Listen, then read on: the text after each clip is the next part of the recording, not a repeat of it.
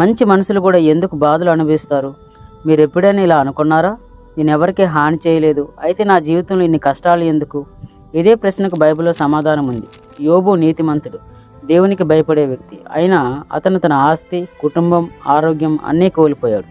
అప్పుడు మనకు అర్థమయ్యేది ఏమిటి? బాధలు ఎప్పుడూ చెడ్డవారికే రావు. కొన్నిసార్లు బాధలు మన విశ్వాసాన్ని పరీక్షిస్తాయి, మరికొన్నిసార్లు మనల్ని బలపరుస్తాయి, మరికొన్నిసార్లు దేవుని మహిమను వెల్లడిస్తాయి.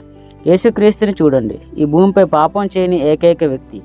అయినప్పటికీ అవమానాలు, చివరకు శిలోమరణాన్ని అనుభవించాడు. అంటే బాధలు వస్తే దేవునిని ప్రేమించట్లేదు అని కాదు, కొన్నిసార్లు అవే దేవునిని పరీక్షిస్తున్నాడని గుర్తు. కాబట్టి కష్టాలు వచ్చినప్పుడు దేవుడా నాకే ఎందుకు ఈ కష్టాలు అని అడగడం కంటే, ఈ పరిస్థితి ద్వారా నన్ను ఏ విధంగా మార్చాలనుకుంటున్నావు అని అడుగు. ఎందుకంటే దేవుడు బాధలను వృధా చేయడు, వాటిని ఆశీర్వాదాలుగా మార్చగలడు. ఆలోచించు మిత్రమా. ఆమేన్.